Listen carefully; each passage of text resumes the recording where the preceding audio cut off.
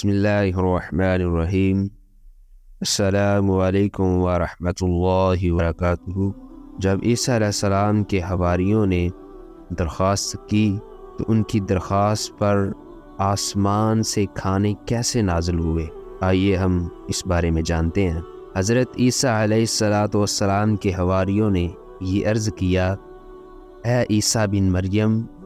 کیا آپ کا رب یہ کر سکتا ہے کہ وہ آسمان سے ہمارے پاس ایک دسترخوان کو اتارے؟ تو حضرت عیسیٰ علیہ السلام نے فرمایا، اس طرح کی نشانیاں طلب کرنے سے اگر تم مومن ہو تو خدا سے ڈرو۔ یہ سن کر حواریوں نے کہا، ہم نشانی طلب کرنے کے لیے یہ سوال نہیں کر رہے، بلکہ ہمارا مقصد یہ ہے کہ ہم شکم سیر ہو کر خوب کھائیں، یعنی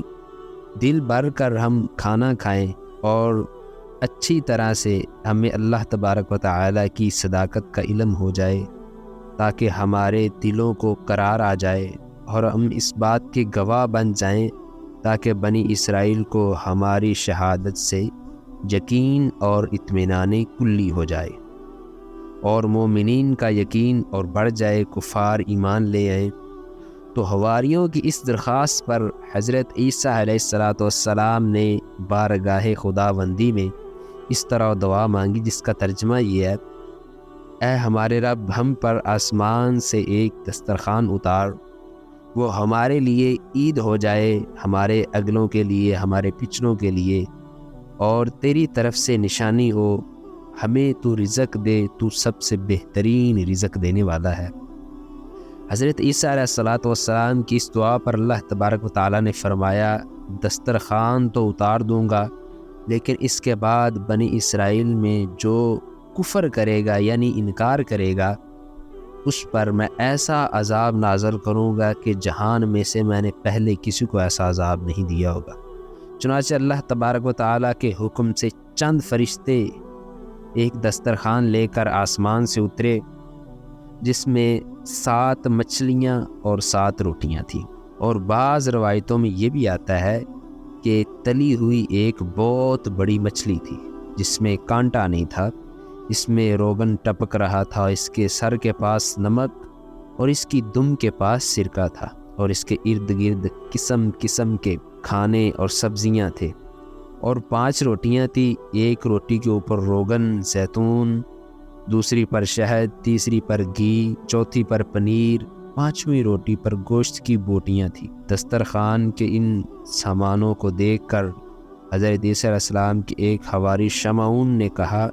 جو تمام حواریوں کا سردار تھا، اے روح اللہ، یہ دسترخوان دنیا کے کھانوں میں سے ہے یا آخرت کے؟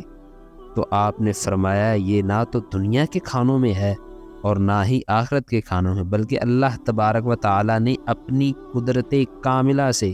تمہارے لیے اس کھانے کو ابھی ایجاد فرمایا ہے۔ پھر حضرت عیسیٰ علیہ السلام نے بنی اسرائیل کو حکم دیا کہ خوب شکم سیر ہو کر کھائیں، اور خبردار اس میں کسی قسم کی خیانت نہ کرنا،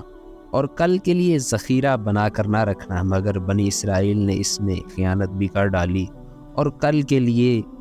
ذخیرہ بنا کر بھی رکھ لیا۔ اس نافرمانی کی وجہ سے اللہ تبارک و تعالیٰ نے ان لوگوں پر یہ عذاب نازل کیا۔ یہ لوگ رات کو سوئے تو اچھے خاصے تھے، مگر جب صبح کو اٹھتے ہیں تو ان کے چہرے مسخ ہو گئے، معاذ اللہ کوئی خنزیر بنا ہوا ہے، کوئی بندر بنا ہوا ہے۔ پھر حضرت عیسیٰ علیہ السلام نے ان لوگوں کی موت کی دعا مانگی تو تیسرے دن یہ لوگ دنیا سے نیست و نابود ہو گئے، اور اس بارے میں کسی کو بھی معلوم نہیں کہ یہ دنیا میں کہاں اس کو دفن کیا گیا اور یا کہاں پر یہ غائب ہو گئے، اس بارے میں دنیا میں کسی کو کوئی علم نہیں ہے۔ اب دیکھیں اس سے ہمیں سبق کیا ملتا ہے۔ اس واقعے سے دیکھیں ہمیں 2 نصیحتیں ملتی ہیں۔ نمبر 1، حضرت انبیاء علیہ السلام کی مخالفت اور نافرمانی کتنا خوفناک جرم ہے۔ دیکھ لو، بنی اسرائیل نے جب اپنے نبی علیہ السلام کی مخالفت و نافرمانی کرتے ہوئے آسمانی دسترخوان میں خیانت کی اور کل کے لیے ذخیرہ بنا کر رکھ لیا، تو عذاب الہی نے ان کو خنزیر، بندر بنا کر دنیا سے اس طرح نیست و نابود کر دیا کہ دنیا میں ان کا نام و نشان، ان کی قبریں نہیں ملتی۔ جو لوگ اللہ اور رسول کی ایمانتوں میں خیانت کرتے ہیں انہیں ہولناک عذاب اللہ تبارک و تعالیٰ عطا فرمائے گا۔ اور دوسرا، حضرت عیسیٰ علیہ السلام کی دعا میں